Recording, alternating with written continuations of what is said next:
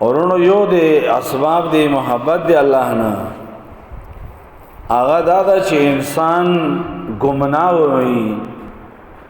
گمناه معنا دا چې داسې خلک پیژني نه، شهرت یې نه وي په خلکو کې، پټ انسان وي په خلکو کې.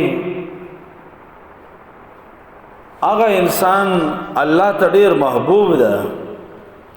دا د الله خوښ انسان وي چې دا چاته ډیر شهرت حاصل نشي. دا معنا نه ده چې د الله ته خوښ نه و، ځکه دی مشهور نه شول، ځکه دی پټ پاتې شول. دا مطلب نه ده. د الله رب العالمین په هر یو کار کې خپل حکمتونه وي، او دا معنا نه ده چې سړی مشهور شو نو دا الله ته خوښ نه ده. دا سم نه ده. الله خپل حکمتونه دی بعض انسان هغه ښکاره د بعض انسان نوم چې دا هغه ښکاره کی ډیره دنیا هغه پیژني. دا د دې علامه ده چې دا الله ته خوښ نه ده. نه دام دا د الله په ناخوښ انسانانو کې نه ده. د الله خپل حکمتونه دي. خو که انسان ته شهرت حاصل نشول، چا ونه پیژندل، پټ پاتې شو، د الله په دین د عمل کوي، نو د الله ته خوښ انسان. دا معنا نه ده چې کله نیک سړی و نو دا به د ټولو خلکو بیا پیژندل. دا معنا امام احمد رحمه الله مسند کې حدیث ذکر کړی ده. دا سعد ابن ابي وقاص رضی الله عنه دی رسول الله صلی الله علیه وسلم ما مخیله کې. نو دا ډېر اوچت شان والا صحابي و سعد ابن ابي وقاص رضی الله تعالی عنہ. د مدینه کې د اخر زندګۍ کې د مدینې نه لږ بار طرف ته لاړو، او د خپل ګړي بيزي او خان بزدي حق خصمانه وای کول. نو یو ورځ پس د خپل بچای عمر د هغه نوم دا تابعی دا د سعد ابن وقاص رضی الله عنه بچای دا هغه په سورلۍ باندې سور شول او په پلار پس لاړ. د مدینه د اطراف ته لري زینو ته لاړ. سعد ابن ابي وقاص رضی الله چې سړی ولید چې سړی په سورلۍ سور دا را روان ده، نو د ځان سره وي اعوذ بالله من شر هذا الراكب. د دې سور کسنا د شر نه په الله باندې پناه واړم. اسنه ده کې یو شر پروت وي او ما ته را روان ده، نو یا الله د تا په ذات باندې پناه غواړم چې په دغه کې څه شر وي الله ماته نه وسه. اعوذ بالله من شر هذا الراكب.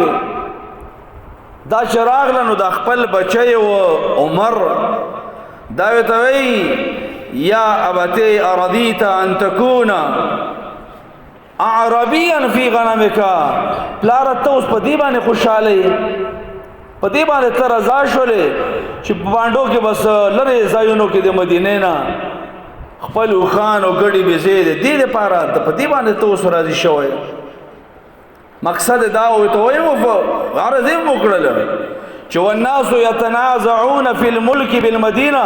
مدینه کې خو په غبان اختلاف جوړ شوی دا، په بادشاہي باندې، په مشرۍ باندې، په اقتدار او یو خلافت باندې، په یو هدو باندې خلکو کې یو اختلاف جوړ شوی دی. ورونو دا یاد اوسه صحابه کرام دغه اختلاف وختي تور باندې و. دا نو چې موږ په شان دي بس مرګ پورې و. دا سوچ یو پارټي د بل خلاف دا بل دا څه ونو نه، یو نقطه نظر باندې و خو بیا هغه حل کېدل هم. او بهر صورت دوی ته داوي چې خلکو په مدینه کې په اختلاف کې پرې وتی دي اقتدار او د عہدو مبارک. نو دا سعد ابن ابي وقاص رضی الله عنه د خپل بچي په دې سینې باندې دا وایي چې اسکت چوپ شه. انی سمعت رسول الله صلی الله علیه وسلم. د دې عہدونه د دې غنه چې سړی ځان لک څنډه توي، ما د رسول الله صلی الله علیه وسلم دا ورېدلې دي چې ان الله يحب العبد التقي الغني الخفي. الله د هغه بنده سره مینه کوي، د الله محبت او مینه د هغه چا سره ده. العبد التقي د الله بنده ده، تقوا ده پد کې، د الله یره ده پاغه کې، دغه کې تقوا ده، الله د سره مینه ده. الغنیه د خلکو نظام به پروا کړی ده، د چا په مال، د چا په اهدو د دې سره څه کار نه لري ځان یې بې پروا کړې ده او الخفیه پټ دا چاته ښکاره نه ده څوک پسې زنده‌باد او مرده‌باد ناري نه وایي پټ دا الخفیه الله د ده سره مینه کوي او بل روایت کې دي د مسند احمد دام روایت ده چې د خپل بچی ته وایي چې یا بنیا افل فتنه تأمرني ان اكون راسا بچیا ته ماته دې امر کوي چې زه د په فتنې کې سر جوړ شم د فتنې مخ کې لیډر د جوړ شم سر د هغه جوړ شم وته وی لا والله قسم الله دا شي کېدای حتا اوتا سيفا تر هغه پورې نظم دی هغه ته نه وځم تر دې اوتا سيفا چې ما ته څوک یو داسې تور راوړي څنګه تور داسې تور راوړي ان ضربت به مؤمنا نبا عنه چې په مؤمن به باندې گزار کوم نو هغه تور ته خپل لري کیږي هغه ته واوړي هغه نه و ان ضربت به کافرا او په کافر باندې چې گزار کوم نو قتل هغه قتل کوي داسې تور ما ته څوک راوړي